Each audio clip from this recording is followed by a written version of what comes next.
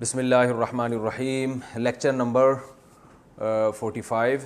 آج انشاءاللہ ہم سورہ بروج پڑھیں گے۔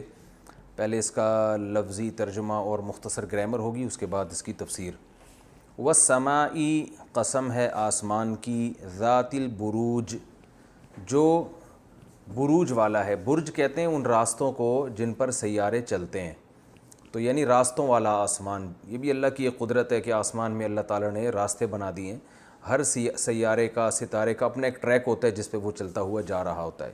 برج پل کو بھی کہتے ہیں نا، تو راستہ بروج اس کی جمع آتی ہے۔ والیوم الموعود، اور قسم ہے یوم کی یعنی دن کی، الموعود، وہ دن جس کا وعدہ کیا جا رہا ہے۔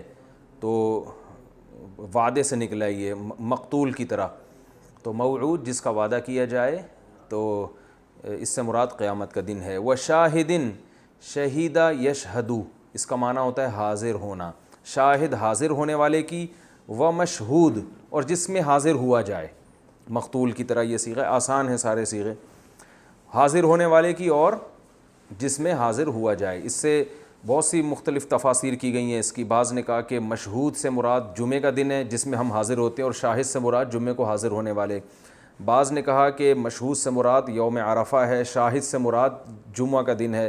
بعض نے کہا کہ بھئی مشہود سے مراد میدان حشر ہے جس میں لوگ حاضر ہوں گے، اور شاہد سے مراد حاضر ہونے والا، یعنی جو حاضر ہوتے ہیں اور وہ دن جس دن حاضری ہوگی۔ تو یہ سارے مقدس دن ہیں، جمعہ کا دن بھی، عرفہ کا دن بھی، اور پھر میدان حشر تو ایک بڑا دن ہے۔ تو ان سب کی کسی کی بھی قسم اس میں مراد ہو سکتی ہے۔ قتلا، ہلاک ہو جائیں۔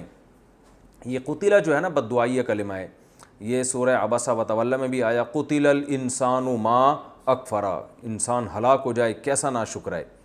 تو اللہ نے فرمایا قتلا، ہلاک ہو گئے یا ہلاک ہو جائیں، لیکن یہاں ہم معنی کریں گے ہلاک ہو گئے، کیونکہ اصحاب الاخدود جو ہیں یہ ہلاک ہو چکے ہیں۔ یہ ماضی کا ایک واقعہ ہے قرآن کے نازل ہونے سے پہلے کا۔ ہلاک ہو گئے اصحاب الاخدود، خندقوں والے، اخدود خندق کو بولتے ہیں۔ خندق والے، اصحاب صاحب کی جمع ہے، صاحب کہتے ہیں نا والے کو، صاحب مال، مال والا۔ ہلاک ہو گئے خندق والے، النار یعنی آگ والے، ذات الوقود، ذات کی میں تفصیل بیان کر چکا ہوں، والے کو کہتے ہیں نا ذات ذی شان، ذات المال، مال والی۔ ذات الوقود، ایسی آگ جو وقود ایندھن کو کہتے ہیں۔ قرآن میں آتا ہے نا کہ یا ایھا الذین آمنوا قوا انفسکم واہلیکم نارا، اپنے آپ کو اور اپنے گھر والوں کو آگ سے بچاؤ، وقودھا الناس والحجارہ، جس کا ایندھن انسان اور پتھر ہیں۔ تو ایسی آگ جو ایندھن والی تھی، اذ ہم علیہا قعود، جب وہ، اذ کا معنی جب، ہم کا معنی وہ لوگ، علیہا اس آگ پر یا اس خندق پر، قعود بیٹھے ہوئے تھے۔ قاعد عربی میں بیٹھنے کو کہتے ہیں، قعدہ ہے نا نماز میں، قعدہ بیٹھتے ہیں نا اس میں، تو قاعد ضاربن کی طرح بیٹھنے والا، اور قاعد کی جمع آتی ہے قعود، بیٹھنے والے بہت سارے، ٹھیک ہے۔ جیسے نقش کی جمع نقوش آتی ہے نا، نقوش۔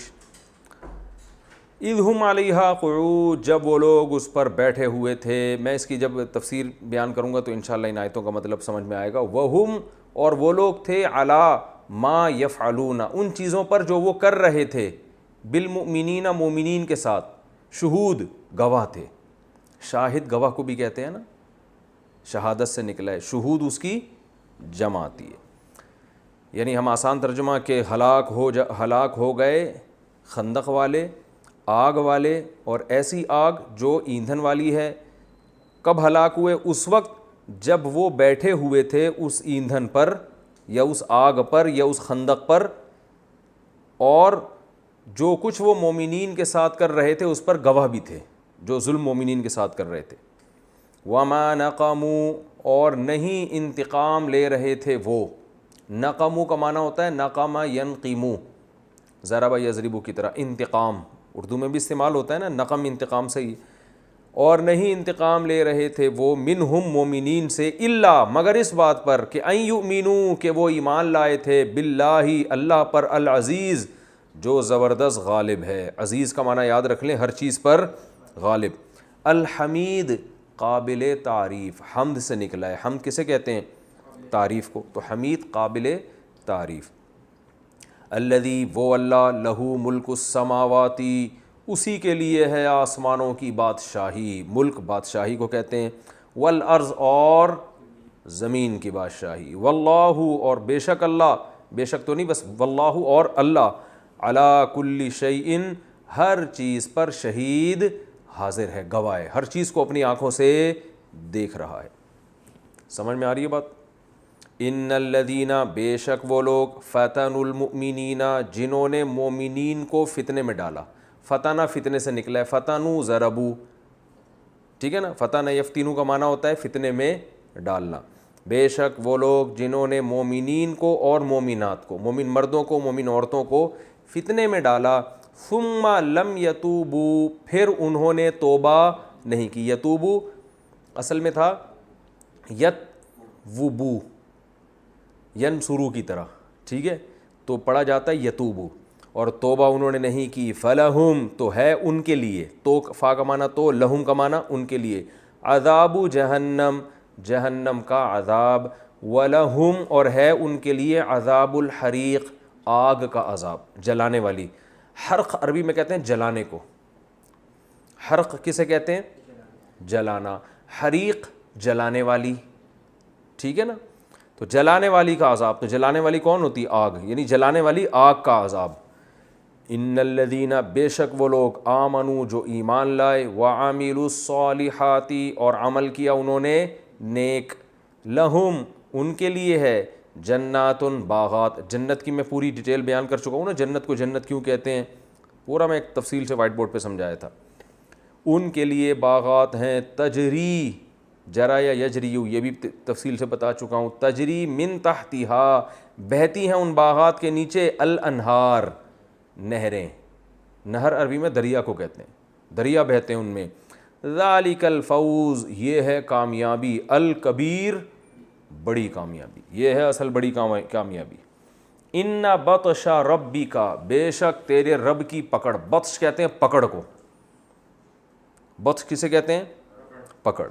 بے شک تیرے رب کی پکڑ, لشدید لام تاکید کے لیے, شدید کا معنی سخت, تیرے رب کی پکڑ بہت سخت ہے. انہو بے شک وہ رب, ہوا وہ, یبدئ ابتدا بھی کرتا ہے, یبدئ ابدأ یبدئ اکرم یکرم کی طرح, اس کا معنی ہوتا ہے ابتدا, ابتدا سے نکلا ہے, ابتدا میں بھی یہ با دال آ رہا ہے نا, تو یہ یبدئ یہاں سے یاد رکھیں. وہی ہے یبدئ ابتدا کرنے والا, ویعید اور دوبارہ لوٹانے والا. یعید اصل میں تھا یعود یکرم کی طرح, ٹھیک ہے نا, اس کا معنی ہوتا ہے عود, کہتے ہیں نا عود کر آیا, اعادہ لوٹا دینا, دوبارہ کسی چیز کو ریپیٹ کر دینا. وہی ہے جو پہلی مرتبہ پیدا کرتا ہے, ویعید اور لوٹاتا ہے, دوبارہ پیدا کرتا ہے. وہو الغفور اور وہی ہے بہت مغفرت کرنے والا. میں نے بتایا تھا نا, غافر مغفرت کرنے والا, غفور مبالغے کا صیغہ ہے, بہت زیادہ مغفرت کرنے والا. الودود بہت زیادہ محبت کرنے والا. ودود, ود عربی میں کہتے ہیں محبت کو, ایک تو ویسے ہی ود زیادہ محبت کو کہتے ہیں, ایک محبت ہے, ایک ہے کہتے ہیں نا مودت, اور یہ لفظ سنا ہوگا مودت, ٹھیک ہے نا, اردو میں بھی استعمال ہوتا ہے. حدیث میں آتا ہے تزوج الودود الولود, نکاح کرو ایسی عورت سے, الودود جو بہت محبت کرتی ہو, الولود جو ولود ولادت زیادہ کرتی, بچے زیادہ, نسل زیادہ بڑھائے, تو وہاں بھی ودود کا لفظ, ٹھیک ہے نا. ہوتا ہے نا لوگوں کا نام عبد الودود, میں ہوں عبد الودود, اور آپ اس وقت دیکھ رہے ہیں JTR میڈیا ہاؤس پہ, وہ ہوتا ہے نا جامع الرشید کے چینل پہ عبد الودود آتے ہیں, میں ہوں عبد الودود اور آپ دیکھ رہے ہیں اس وقت JTR میڈیا ہاؤس پہ. تو ودود کا معنی بہت زیادہ محبت کرنے والا. مودت یہ اردو میں لفظ استعمال ہوتا ہے, ذرا گاڑی اردو ہے. ذو العرش عرش والا ہے, المجید بزرگ, مجید کہتے ہیں بزرگی کو, بزرگ ہے. فعال کر گزرنے والا. دیکھو ایک لفظ ہوتا ہے, یہ ہے فعل یفعل, فعل کا معنی کیا اس نے, یفعل کا معنی کرتا ہے, فعل سے نکلا ہے نا, تو فاعل کرنے والا. فعال مبالغے کا صیغہ ہے, تو مبالغہ کیسے ہوا؟ کر گزرنے والا. ایک ہوتا ہے کرنے والا, ایک ہوتا ہے جو سوچتا ہے کر گزرتا ہے, اس کے پاس یعنی نہ کا نو نہیں ہے کہ جو چاہے گا بس وہ کر گزرے گا. فعال لما کر گزرتا ہے لما اس کام کو، یریدو جس کا وہ ارادہ کرتا ہے. یریدو اصل میں تھا یریدو، یکریمو کی طرح ارادے سے نکلا ہے. کر گزرتا ہے اس کام کو جس کا وہ ارادہ کرتا ہے. آگے اللہ فرماتے ہیں یقین نہیں آتا تو ہم بتاتے ہیں حل عطا کا، کیا آئی ہے تمہارے پاس. حل عطا کا، عطا اصل میں عطایا ضربہ کی طرح، کیا آئی ہے تمہارے کا کمانا تمہارے پاس حدیث الجنود، لشکروں کی خبر پہنچی ہے. جنود کسے، جند کی جمع ہے. جند کسے کہتے ہیں؟ لشکر. جند اللہ سنا ہے نا، جند اللہ. اور اردو میں اور کہاں استعمال ہوتا ہے؟ بہرحال جند کہتے ہیں لشکر کو، جنود اس کی جمع. حل عطا کا حدیث الجنود، کیا آئی ہے تمہارے پاس لشکروں کی خبر، یعنی کس کی؟ فرعون و ثمود، فرعون اور سمود کی خبر آئی ہے. تو آگے اللہ نے جواب نہیں دیا، مطلب یہ کہ یقیناً آئی ہے، سب پتہ ہے تمہیں. بل الذین کفروا، بلکہ کافر لوگ فی تکذیب، وہ جھٹلانے میں لگے ہوئے ہیں. یعنی یہ بلکہ اصل میں پہلے ایک بات ہوتی ہے اس پہ رد ہوتا ہے نا. تو تمہارے پاس خبر آئی ہے تو خبر کا تقاضا تو یہ تھا کہ تم مان لیتے اللہ کی باتیں، لیکن الٹا معاملہ کیا ہو رہا ہے؟ کافر لوگ فی تکذیب، وہ کس میں ہیں؟ جھٹلانے میں ہیں. واللہ من ورائہم محیط، حالانکہ اللہ نے ان کو ان کے ہر طرف سے احاطہ کیا ہوا ہے. اللہ نے ان کو پکڑ کے رکھا ہوا ہے، کنٹرول میں ہے پورے، کہ حساب لے گا تو ایسے جو کنٹرول میں ہو اس کو تو اتنا اکڑ اس پہ اچھی نہیں لگتی. من ورائہم، ورا کا لفظ کل بھی آیا تھا. ورا کسے کہتے ہیں؟ پیچھے کو. وہ ہے نا کہ وہ جو سورہ انشقاق میں آیا تھا نا، اما من اوتی کتابہ وراء ظہرہ، ظہر پشت کے پیچھے سے، تو ورا پیچھے سے. اللہ من ورائہم ان کے پیچھے سے، محیط ان کا احاطہ کیے ہوئے. محیط کس سے نکلا ہے؟ احاطے سے. کہتے ہیں یہ ہر چیز کو محیط ہے، یعنی ہر چیز کو اس نے گھیرا ہوا ہے. تو پیچھے سے کا یہ کنایا ہے اصل میں کہ سامنے سے جب کوئی آتا ہے نا تو انسان ہوشیار رہتا ہے، اور پیچھے سے جب کوئی آتا ہے تو انسان کو پتہ نہیں ہوتا. تو کیونکہ کافر بھی آخرت پر ایمان نہیں رکھتا، وہ اللہ کو سامنے دیکھ نہیں رہا ہے، تو اس لیے غافل ہونے میں زندگی گزار رہا ہے. تو اللہ فرماتے ہیں یہ ایسے ہی ہے جیسے کوئی دشمن پیچھے سے حملہ کرنے والا ہو، تو آپ غفلت میں کام کر رہے ہو اور آپ کو پتہ نہیں کہ ابھی حملہ آپ پہ ہونے والا ہے. تو یہ کنایات ہوتے ہیں قرآن مجید کے، اس سے حقیقی معنی مراد نہیں ہوتا، اس سے مجازی معنی مراد ہوتا ہے. کیا مطلب؟ اللہ نے آپ کا احاطہ کیا ہوا ہے اس طور پر کہ آپ کو خبر نہیں. بل ہوا قرآن مجید، بلکہ یہ تو قرآن ہے بزرگی والا. یعنی کافروں کے عمل سے ایسا لگتا ہے کہ یہ اللہ کا کلام نہیں ہے اور قرآن نہیں ہے، یہ معاذ اللہ کس سے کہانی ہے، معاذ اللہ. تو اللہ نے فرمایا نہیں، بلکہ یہ ہے قرآن مجید بزرگی والا، فی لوح، ایسی تختی پہ. لوح تختی کو کہتے ہیں، پہلے زمانے میں تختیوں پہ لکھا جاتا تھا نا. فی لوح، ایسی تختی پر، محفوظ، جو محفوظ ہے. محفوظ اردو میں اسی طرح استعمال ہوتا ہے. محفوظ تختیوں میں اللہ کے پاس لکھا ہوا ہے، یہ جس کے ضائع ہونے کا امکان نہیں ہے. تو یہ تو اس صورت کا لفظی ترجمہ تھا. اب میں اس کا شان نزول بیان کرتا ہوں. صحیح حدیث میں ہے رسول اللہ صلی اللہ علیہ وسلم نے ارشاد فرمایا کہ پچھلی امتوں میں عیسائیوں کا زمانہ تھا اور عیسائی مذہب اس وقت برحق تھا. تو آپ صلی اللہ علیہ وسلم نے فرمایا کہ ایک بادشاہ کا، یعنی حدیث کا پورا میں مفہوم بیان کر رہا ہوں. ایک بادشاہ تھا، اس کے پاس ایک جادوگر تھا. تو یہ بادشاہ لوگوں کو الو بناتے رہتے ہیں نا، جادو ودو دکھا کے لوگوں کو عقیدت رہے. تو وہ جادوگر جب بوڑھا ہو گیا تو اس جادوگر نے بادشاہ سے کہا کہ میں مرنے والا ہوں، تو کوئی ایسا نوجوان ہو جس کو میں یہ جادو سکھا دوں تاکہ وہ تمہارے کام آ سکے. تو کوئی نوجوان ہو تاکہ ذرا لمبی عمر ہو، تمہاری خدمت کر سکے گا.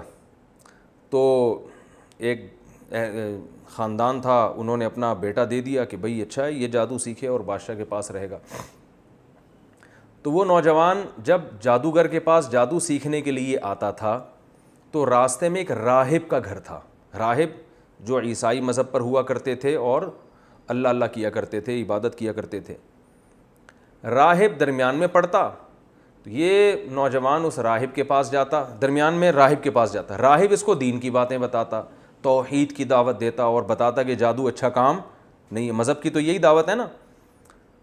اور جب یہ جادوگر کے پاس جاتا تو جادوگر اس کو وہی فلیتے پلیتے اور سنگ دل محبوب، آپ کے یہ ٹوپی ڈرامے تو جادوگر لے کے چل رہے ہوتے ہیں، اور یہ لے کر آؤ اور مردہ. یہ میں اپنی طرف سے تشریح کر رہا ہوں، حدیث میں اتنی تشریح نہیں ہے لیکن یہی کرتا ہوگا نا. حدیث میں تو بس اتنا ہے کہ جادوگر کے پاس آتا تو راہب کے پاس سے ہوتا ہوا جاتا اور جاتے ہوئے بھی راہب کے پاس سے, یعنی گھر سے آتے ہوئے بھی راہب کے پاس سے اور واپسی پہ بھی راہب کے, تو راہب کی باتیں زیادہ اس پر اثر کرنے لگیں. لیکن وہ جادوگر اس کو یہی فلیتے پلیتے گندی باتیں جو جادوگروں میں ہوتی ہیں اور ہوائی باتیں, تو یہ جو نوجوان تھا نا اس کو راہب کی باتیں اٹریکٹ کرنے لگیں کہ یار اس کی تعلیمات پاکیزہ ہیں, صاف ستھری, خود بھی صاف ستھرا رہتے ہیں جو مذہبی لوگ ہوتے ہیں, نہانا دھونا. جادوگر تو گندے اس میں رہتے ہیں ہر وقت گند میں. تو یہ کیا ہوا, یہ مسلمان ہو گیا, یعنی اس وقت عیسائی مذہب اس نے قبول کر لیا جو برحق مذہب تھا. راہب کے ہاتھ پہ یہ کیا ہو گیا, مسلمان. راہب نے اسے کہا کہ دیکھو جب اگر تم بادشاہ کو پتہ چل جائے نا کہ تم مسلمان ہو گئے ہو تو میرا نہیں بتانا کہ میرے ہاتھ پہ, ورنہ بادشاہ مجھے قتل کر دے گا. اس نے کہا ٹھیک ہے نہیں بتاؤں گا. تو یہ نوجوان کو اب اللہ نے چونکہ اس سے دین کا کام لینا تھا بہت زیادہ اور اس کی بڑی قربانی تھی, جادو میں تو کروڑوں روپے پیسہ ہے, یہاں پر پیسہ بھی نہیں, تو اب اس کی قربانی کی وجہ سے اللہ نے کیا کیا, اس کے ہاتھ پہ کرامتیں ظاہر کرنا شروع کر دیں تاکہ لوگ اس کی طرف مائل ہوں اور یہ بتائے کہ یہ جادو نہیں ہے بلکہ یہ کون کر رہا ہے, اللہ کر رہا ہے. تو بعض دفعہ اللہ کسی سے کام لے لیتے ہیں بڑا. تو اب کیا ہوا کہ جناب یہ مادرزاد نابینا کے آنکھوں پہ ہاتھ رکھتا اس کی بینائی لوٹ آتی, یہ کوڑ کے مریض پہ ہاتھ رکھتا وہ اس کو شفا مل جاتی. ایسے عجیب عجیب کام اس کے ہاتھ پہ ظاہر ہونا شروع ہو گئے. تو بادشاہ نے کہا بھئی یہ تو بڑا جادوگر بن گیا ہے اور یہ بڈھے نے تو اس کو بڑا ٹائٹ سے, بڈھے سے بھی آگے نکل گیا یہ تو جو جادو سکھا رہا تھا. بادشاہ بڑا خوش ہوا. تو بادشاہ نے اس کو بلایا کہ ہمیں تمہارے بارے میں خبر پہنچی ہے, تم تو بھائی یوں بھی کر رہے ہو, یہ بھی کر رہے ہو, یہ بھی کر رہے ہو, تم تو بڑے ماشاءاللہ فنڈر, ماشاءاللہ تو نہیں کہا ہوگا, یعنی فنڈر بن گئے. تو اس کو اب موقع مل گیا. اس نے کہا بھائی بات یہ ہے کہ یہ سب کچھ اللہ کر رہا ہے, میں نہیں کر, صرف ہاتھ میرا ہے, کرنے والا کون ہے, اللہ. بادشاہ تو کافر تھا, وہ تو اللہ کو مانتا نہیں تھا. اس کو یہ خطرہ ہوا کہ یہ تو لوگوں کو اللہ کی طرف دعوت دے رہے ہیں, تو لوگ تو اللہ کی قدرت پہ یقین کریں گے, میری دکان کیا ہو جائے گی, بند. تو بادشاہ اب اس کو قتل نہیں کرنا چاہتا تھا کیونکہ بادشاہ کہہ رہا تھا یہ بڑا قیمتی آدمی ہے, اس کے ہاتھ پہ ایسی ایسی چیزیں ظاہر ہونا, اگر یہ میرا بن جائے تو میرے لیے بہت مفید ہو سکتا ہے. تو بادشاہ یہ چاہ رہا تھا کہ اس کو ڈرا ڈرا کے قتل, یعنی ڈرائے, قتل کی دھمکیاں دے تاکہ یہ قتل نہ ہو اور یہ موت کے خوف سے جو ہے نا ایمان چھوڑ دے. خیر اس کو پہلے تو اتنا مارا گیا, اتنا ٹارچر کیا گیا کہ اس نے راہب کا نام بتا دیا کہ میں اس کے ہاتھ میں, ظاہر انسان ایک حد تک مار برداشت کرتا ہے. تو راہب کو لایا گیا اور راہب کا سر قلم کر دیا گیا, وہ بیچارہ شہید ہو گیا. کتنا مبارک راہب ہوگا جس کا حدیث میں تذکرہ آ رہا ہے. تو اور اس کو کیا کیا گیا کہ اس کو بادشاہ نے کہا کہ لوگوں سے کہا اپنے درباریوں سے کہ اس کو لے کے جاؤ پہاڑ پہ اور نیچے کھائی دکھاؤ, اس کو ڈراؤ, ٹھیک ہے نا, اور اس سے کہو کہ یہ عیسائیت چھوڑ دے, نہیں چھوڑتا تو ہم تمہیں یہاں سے گرا کے ہلاک کر دیں گے. تو اس کو لے گئے, اس نے کہا ہلاک کر دو, میں تو عیسائیت نہیں چھوڑنے والا. تو اللہ کی قدرت کیا ہوئی ہے کہ وہ پہاڑ پہ ایسا کچھ زلزلہ آیا, وہ سارے مر گئے اور یہ بچ گیا, اکیلا واپس آ گیا. تو بادشاہ نے پھر لوگوں کو کہا کہ اس کو سمندر میں لے جاؤ. اچھا اب یہ خبریں لوگوں میں مشہور ہونا شروع کہ ایک نوجوان ہے بھائی وہ اس طرح کا ہے, کیونکہ اللہ تعالیٰ پہ مشہور کر رہے ہیں نا تاکہ اس سے کام لینا ہے اللہ تعالیٰ نے. تو اس کی خبر کہ بھئی یہ تو آنکھوں پہ ہاتھ لگائے تو بینائی واپس لوٹ آتی ہے. تو یہ سب کو یہی کہتا بھئی میں یہ نہیں کر رہا, یہ اللہ پر ایمان لے کر آؤ, یہ میں نہیں کر رہا, یہ اللہ کر رہا ہے, تو اللہ کی قدرت پر ایمان لے کر آؤ. تو اب اس کے یہ واقعہ بھی مشہور ہونے شروع ہو گئے, بھئی پہاڑ سے گرایا نہیں مر رہا. تو اس کو سمندر میں لے کر گئے, بیچ سمندر میں بادشاہ نے کہا اس کو غرق کر دینا اگر یہ ایمان نہ لے کر آئے. تو ڈرایا نہیں, یعنی ایمان نہ چھوڑے, اگر یہ ڈرایا وہی اثر نہیں ہوا اس کے اوپر. تو وہ کشتی الٹ گئی, سارے مر گئے, اس کو اللہ نے بچا لیا, یہ پھر واپس لوٹ آیا. کشتی الٹ گئی یا کیا ہوا مجھے پوری تفصیل جتنی حدیث میں ملتی ہے بس یہ کہ وہ غرق ہو گئی, یہ بچ گیا. تو جب یہ واپس آیا تو جب بادشاہ نے ساری کوششیں کر لیں کہ بھئی یہ اچھا لوگ آہستہ آہستہ مسلمان ہو رہے ہیں, تو اس نے بادشاہ کو کہا کہ اے بادشاہ اگر تو مجھے قتل کرنا چاہتا ہے تو جو طریقہ میں بتاؤں نا اس طریقے سے قتل کر. اب لوگوں میں تو شہرت ہو چکی تھی کہ بادشاہ نے سارے حربے استعمال کر لیے مگر یہ قتل نہیں ہو کے دے رہا. تو اس نے کہا جو طریقہ میں بتاؤں گا اس طریقے سے تو مجھے مارے گا تو میں قتل ہو جاؤں گا. بادشاہ تو چاہ رہا تھا اس سے جان چھڑائی ہے تو ہمارے لیے مصیبت بن گیا ہے. بادشاہ نے کہا کیا طریقہ؟ اس نے کہا بھائی چوک پہ کھڑا کر کے میرے اوپر تیر مار اور یہ کہے بسم اللہ وربی ھذا الغلام, بسم اللہ ربی ھذا الغلام، اللہ کے نام سے جو اس لڑکے کا رب ہے. یعنی اس نوجوان نے یہ قربانی دی کہ جب یہ بادشاہ یہ اناؤنس کرے گا نا، یہ لفظ بولے گا، تو لوگ کہیں گے بھئی اللہ کا نام لینے سے تو قتل ہو رہا ہے، ویسے قتل نہیں ہو رہا. یعنی بسم اللہ کی برکت بھی سامنے آئے گی اور لوگ اللہ پہ اور یقین کریں گے. تو نوجوان نے یہ قربانی دی. تو جب اس کو اس طرح سے چوک پہ کھڑا کیا گیا اور اس کے تیر مارا گیا نا، تو جب بسم اللہ ربی ھذا الغلام کہا گیا، یہ تیر اس کی کنپٹی پہ لگا اور اسی وقت یہ شہید ہو گیا. لیکن اچھا، اس نے یہ بھی کہا تھا کہ پورا شہر اکٹھا کر لو، یہ سب کے سامنے ہونا چاہیے، اکیلے میں نہیں، کیونکہ یہ چاہ رہا تھا یہ دعوت سب کے پورے شہر کو پہنچ جائے. اور تو جب پورا شہر اکٹھا کر لیا گیا اور اس کے تیر لگائے، یہ جناب گرائے، پورے شہر نے بیک زبان ہو کے کلمہ پڑھنا شروع. سارے مسلمان ہو گئے، جو اس وقت جو عیسائی مذہب برک تھا، سب اللہ کی دعوت، اللہ پر ایمان لے آئے اور بادشاہ کے رب ہونے کی، بادشاہ تو اپنے آپ کو رب کہتا تھا، سارے مسلمان ہو گئے. آپ کو پتہ ہے جو حکومتی پٹھو ہوتے ہیں نا، وہ کبھی بھی وہ نہیں ہلتے چاہے کچھ بھی ہو جائے. جو بادشاہ کے درباری ہوتے ہیں نا، خاص بہت کم ان میں لوگوں کو ایمان کی توفیق ملتی ہے. تو قرآن کی تاریخ سے بھی پتہ چلتا ہے کہ ظالم بادشاہوں میں بعض دفعہ پوری قوم ان کے خلاف ہو گئی، لیکن ان کے جو درباری ہیں وہ ان کا ساتھ نہیں چھوڑتے.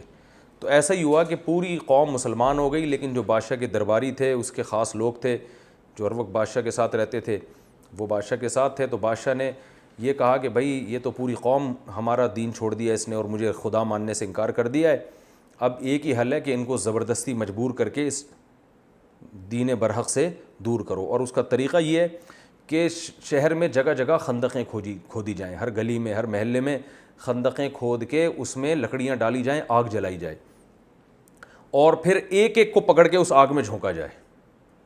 تو جو اس آگ کو دیکھ کے ڈر جائے اور کہے کہ میں اپنا دین چھوڑتا ہوں، تو اس کو تو بچا لو، باقی سب کو کیا کر دو، آگ میں ڈال دو. تو یہ وہ خندقیں تھیں. تو ایک ایک کو پکڑ کے ڈالا گیا. صحیح حدیث میں آتا ہے، آپ صلی اللہ علیہ وسلم نے ارشاد فرمایا کہ 3 بچے ہیں جو ماں کی گود میں بولے ہیں. ایک تو حضرت عیسیٰ علیہ السلام ماں کی گود میں بولے تھے، اور ایک وہ جس پر وہ ایک بزرگ تھے نماز پڑھ رہے تھے، تو ان کی ماں نے ان کو پکارا تو وہ پریشان ہو گئے کہ ایک طرف ماں ہے اور ایک طرف نماز ہے. تو آزمائش میں آ گئے نا، اللہ میں نماز توڑ کے جواب دوں تو تیرا حق ضائع ہوتا ہے، اور ماں کو نماز نہ توڑوں تو ماں کا حق. تو اسی کشمکش میں تھے کہ ماں نے بد دعا دے دی کہ اللہ کرے تجھ پر کوئی تہمت لگے. تو یہی ہوا کہ وہ پھر کسی چرواہے نے کسی عورت کے ساتھ زنا کیا، بچہ پیدا ہوا. تو وہ عورت شادی شدہ تھی نہیں. لوگوں نے پوچھا بچہ کس کا ہے، تو اس عورت نے جان چھڑانے کے لیے اس راہب پہ ڈال دیا. وہ بیچارہ نیک بزرگ اپنے جھونپڑی میں اپنی عبادت کیا کرتا تھا، اس پہ جھوٹا الزام ڈال دیا. لوگوں نے پکڑ کے مارا اس کو اور اس کے وہ عبادت خانہ گرا دیا. تو اللہ تعالیٰ نے اب اس پر رحم کیا، تو جو ہے نا ماں کی گود میں بچہ بولا کہ میرا جو ہے نا اس کے پانی سے اللہ نے مجھے پیدا نہیں کیا، بلکہ مجھے فلاں کے پانی سے اللہ نے پیدا کیا، وہ چرواہے سے. تو یہ کرامت اس راہب کی ظاہر ہوئی. تو اللہ نے اپنے حق کی وجہ سے اس کی عزت کی بھی حفاظت کی، لیکن ماں کی بد دعا بھی لگی اس کو. تبھی امام ابو حنیفہ رحمہ اللہ تعالیٰ اسی حدیث کی بیس پہ کہتے ہیں کہ اگر نماز کی حالت میں ماں پکارے اور اس کو پتہ نہیں ہے کہ آپ نماز پڑھ رہے ہیں، تو نماز توڑ دینی چاہیے. تو اب کیا مسئلہ ہوا کہ وہ بچہ بھی ماں کی گود میں بولا. تو خیر جب لوگوں نے کہا یہ تو راہب بڑا نیک آدمی ہے، بچے سے اللہ گواہی دلوا رہے ہیں، تو اس راہب کو دوبارہ پروٹوکول دیا گیا اور اس سے کہا ہم آپ کا عبادت خانہ سونے کا بنا کے دیں گے. اس نے کہا نہیں بھائی، وہ مٹی کا گھروندا ہی بنا دو میرے لیے، جب عبادت ہی کرنی ہے تو سونے کے محل کا کیا کرنا. تو یہ ایک بچہ ماں کی گود میں بولا، ایک عیسیٰ علیہ السلام، اور ایک تیسرا ایک اس واقعے میں. تو نبی صلی اللہ علیہ وسلم نے فرمایا کہ جب سب کو لا کے آگ میں ڈالا جا رہا تھا، نہیں وہ اتنا دودھ پیتا بچہ نہیں تھا جو یوسف علیہ السلام کی گواہی جس نے دی تھی نا، واسع خان، تو وہ آپ جتنا کم از کم ہوگا. تو یہ جو تھا حدیث میں آتا ہے کہ ایک عورت کو لایا گیا، اس کی گود میں جو ہے نا دودھ پیتا بچہ تھا. اب اس عورت کو اپنے بچے کا خیال آ رہا تھا، یہ بچہ کیسے آگ میں جلے گا نا. وہ بیچاری، باقی لوگ تو گر رہے تھے، ایمان اتنا مضبوط تھا ان لوگوں کا. اس بچے نے قربانی ایسی دی تھی نوجوان نے کہ وہ آگ میں گرنے کے لیے تیار.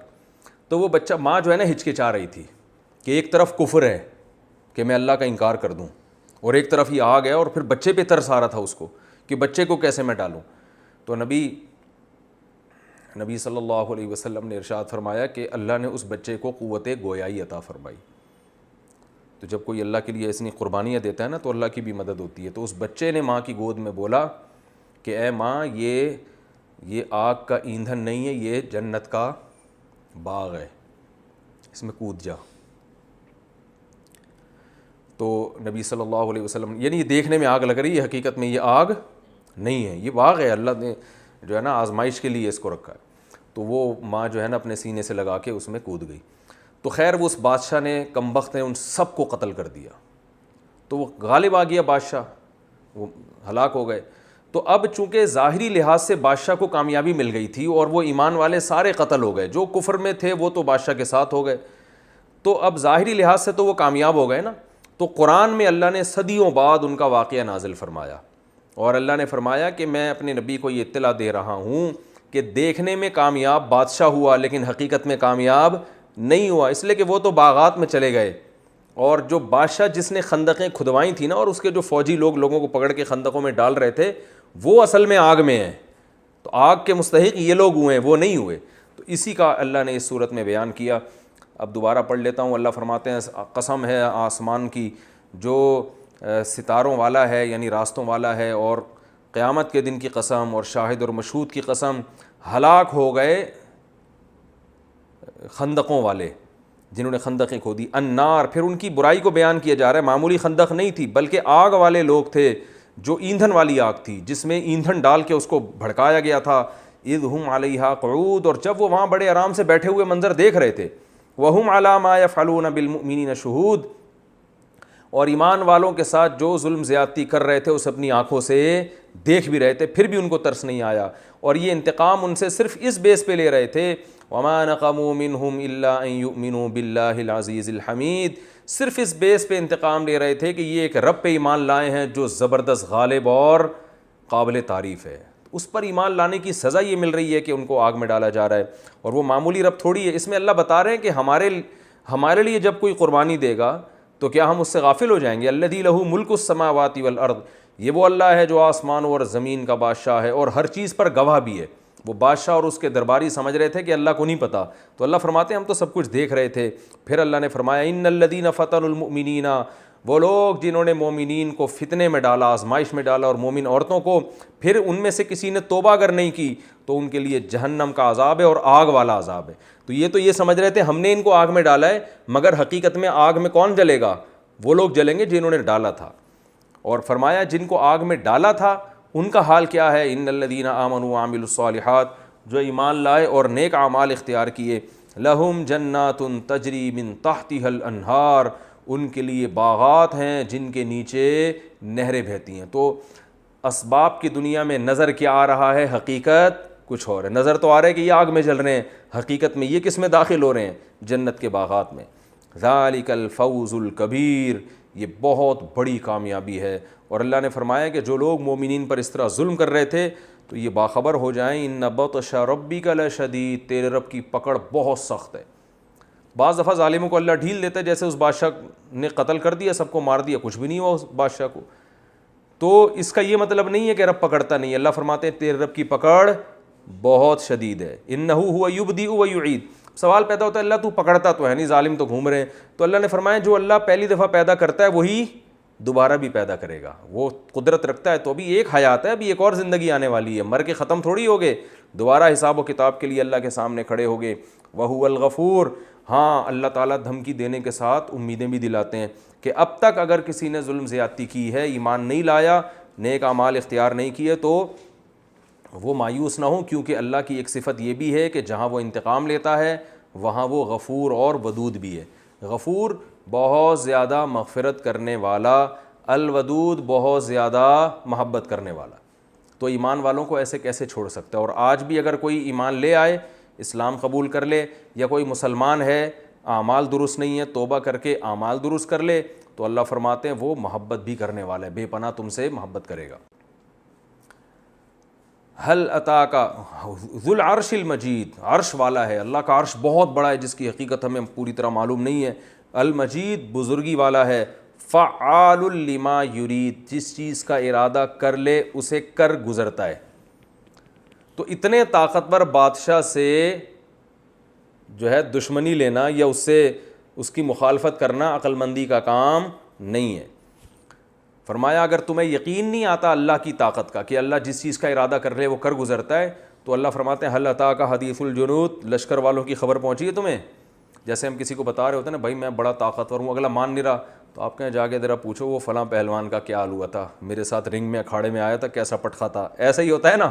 تو اللہ بھی بتا رہے ہیں یقین نہیں آتا نا کہ میں جو سوچتا ہوں کر گزرتا ہوں, تو تمہیں اگر یقین نہیں آتا تو لشکر والوں کی خبر پہنچی نہیں پہنچی تو ہم بتاتے ہیں فرعون اور سمود یہ ہیں لشکر والے, ان سے پوچھو. ان کی سلطنت کے کھوٹے زمین میں گڑ گئے تھے. تو اللہ فرماتے ہیں ہم نے ارادہ کیا وَنُرِيدُ أَن نَمُنَّ, سورہ قصص میں اللہ نے بیان کیا أَن نَمُنَّ عَلَى الَّذِينَ اسْتُضْعِفُوا فِي الْأَرْضِ, بنی اسرائیل جو ظلم کی چکی میں پس رہے تھے, ان کے مرد قتل ہو رہے تھے. آخرت کو سامنے رکھنا چاہیے. اس سے جو ہمیں مین سبق ملتا ہے آخرت کو سامنے رکھنا چاہیے. وہ اگر صحیح چل رہی ہے تو غموں میں بھی آپ کامیاب, وہ اگر ٹھیک نہیں چل رہی تو خوشیوں میں بھی آپ ناکام ہیں. تو یہ بنیادی اور اس میں ظلم کی بھی جو ہے وہ برائی بیان ہوئی ہے کہ ظالم اترائے نہیں اور مظلوم پہ ظلم کر کے. دیکھو برما میں کیا ظلم ہوا, روہنگیان میں کیسے مسلمانوں کو جلایا گیا, کیسے ان کو مارا گیا. تو جو مارنے والے ہیں وہ دندناتے پھر رہے ہیں. تو بھائی دنیا کی پکڑ سے بچ سکتے ہو, آخرت میں نہیں بچو گے. اللہ نے آخرت رکھی ہے اور آخرت میں اللہ تعالیٰ حساب و کتاب لے گا. اللہ تعالیٰ سے دعا ہے اللہ ہمیں سمجھنے کی عمل کرنے کی توفیق عطا فرمائے. اچھا ایک سبق ہمیں یہ بھی ملتا ہے کہ اللہ یہاں یہ فرما رہے ان الذین فتنوا المؤمنین والمؤمنات. ٹائم کتنا رہ گیا؟ 6 منٹ نا. تو میں اسی کو کمپلیٹ کرتا ہوں, اسی صورت کو. ایک سبق اہم ترین ہمیں یہ بھی ملتا ہے کہ اللہ نے اس صورت میں فرمایا جو مومنین اور مومنات کو, یہ دیکھیں ان الذین فتنوا المؤمنین والمؤمنات, جو مومنین اور مومنات کو آزمائشوں میں ڈالتے ہیں ان کے لیے جہنم کا عذاب ہے. دیکھیں کسی بھی انسان پہ ظلم کریں گے تو سزا ملے گی, کافر پہ بھی ظلم کریں گے تو سزا ملے گی. اسلام میں اگر کوئی کافر آپ کی ریاست میں رہتا ہے تو آپ اگر اس کا مال ضبط کرتے ہیں تو بھی آپ پر جرمانہ ہے, آپ اسے تھپڑ مارتے ہیں تو بھی آپ کے لیے سزا ہے, حتیٰ کہ اس کی غیبت بھی جائز نہیں ہے. تو لیکن اللہ نے یہاں مومنین اور مومنات کو ہائی لائٹ اس لیے کیا کہ اگر کوئی ایمان والا ہے نا, نیک عمل کر رہا ہے, تو اسے ستانے میں گناہ زیادہ ہے. ایک عام آدمی کو ستائیں گے گناہ ملے گا, نیک آدمی کو ستائیں گے زیادہ گناہ ملے گا. علماء صلحاء کو ستائیں گے اور زیادہ, جو بزرگ جتنا اللہ کے ہاں جس کا مقام ہے اس کو ستانے میں گناہ بھی اتنا ہی زیادہ اور اس کا ادب بھی اتنا ہی زیادہ. دیکھو سب سے بڑا مقام پیغمبر کا ہوتا ہے نا, کیونکہ اللہ کا سب سے زیادہ قرب کس کا ہوتا ہے؟ پیغمبر کو. تو قرآن نے کیا کہا؟ لا تجعلوا دعاء الرسول كدعاء بعضكم بعضا اور لا ترفعوا اصواتکم فوق صوت النبی. اے ایمان والو نبی کی آواز سے آواز اونچی نہ کرو, تمہارے عمل ضائع ہو سکتے ہیں. تو وجہ کیا ہے کہ اللہ کے سب سے مقرب کون ہے؟ نبی صلی اللہ علیہ وسلم. تو جتنا جس کا اللہ سے قرب ہوگا اتنا ہی اس کا مقام اور مرتبہ اور اس کا احترام اور اس کو تکلیف سے بچانا ضروری ہوگا. تو اس کا بڑا خیال کرنا چاہیے, گھروں میں بھی خیال کرنا چاہیے. کسی خاتون کے میاں اگر نیک ہیں, نمازی, پرہیزگار ہیں, تو ان کو چاہیے کہ بولیں بھائی عام میاؤں کی نسبت اس میاں کا احترام مجھ پر زیادہ واجب ہے, کیونکہ میرے میاں کی داڑھی بھی ہے, نماز بھی پڑھتے ہیں, تلاوت بھی کرتے ہیں, اور جب میری بہنیں آتی ہیں تو ٹکٹکی باندھ کے ان کو دیکھتے بھی نہیں ہیں, نظر کی کیا کرتے ہیں. بھائی سالیوں کو تو دیکھ رہے ہوتے ہیں نا آج کل لوگ ٹکٹکی باندھ کے. تو میرے میاں بہت نیک ہیں. تو ایسی عورت پر اپنے میاں کا احترام دوسری عورتوں پر جتنا احترام واجب ہے اپنے میاں کا, تو ایسی عورت پر احترام زیادہ واجب ہے. یہ ستائے گی اپنے میاں کو, گناہ زیادہ ہوگا. اسی طرح آپ کو بیگم مل گئی نمازی, پرہیزگار اور پردے والی, تو اگر آپ اس کی حق تلفی کریں گے تو ایک آدمی کی بیوی بے دین ہے, وہ اس کی حق تلفی کرتا ہے تو گناہ گار ہوگا, لیکن نیک بیوی کی حق تلفی کریں گے تو گناہ دوسروں سے زیادہ. کیونکہ اللہ کیا کہہ رہا ہے؟ ایمان والے جو نیک اعمال کرتے ہیں نا ان کو ستانے کا گناہ یہ زیادہ ہے. اس کو اللہ نے الگ سے ہائی لائٹ کیا ہے.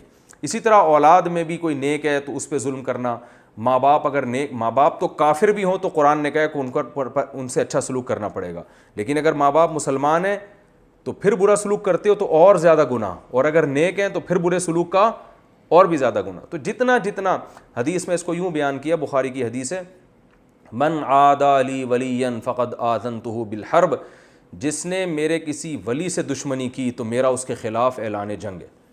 ایک عالم کا میں بیان سن رہا تھا, انہوں نے ایک اہل حدیث عالم کی نسبت سے بتایا. ان اہل حدیث عالم کا بھی نام میرے ذہن سے نکل گیا.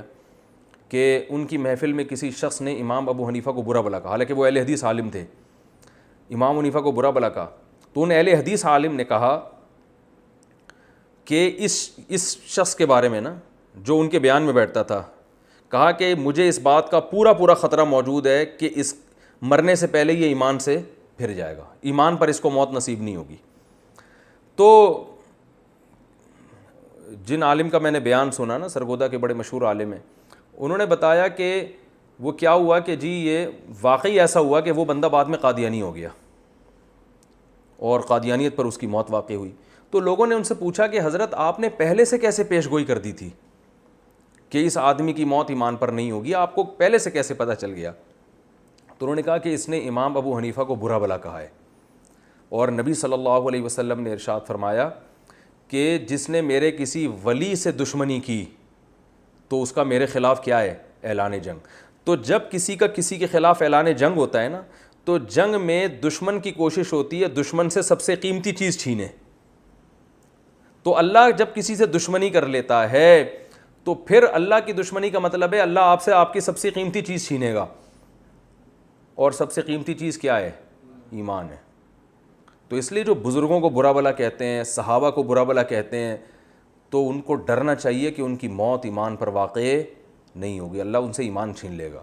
تو اس لیے اہل اللہ، مشائخ، بزرگان دین، جو بھی اللہ والے لوگ ہیں، جتنے حضرت شیخ عبد القادر گیلانی رحمۃ اللہ علیہ، بعض لوگ تو غلو کر کے ان کو اللہ کے برابر بنا دیا، اور بعض کیا کرتے ہیں وہ توہین میں غلو کرتے ہیں، کیڑے نکال رہے ہیں بزرگوں کی کتابوں سے، اور جو ہے نا ان کو برا بھلا کہنے کے لیے لب و لہجہ غیر شائستہ ہوتا ہے۔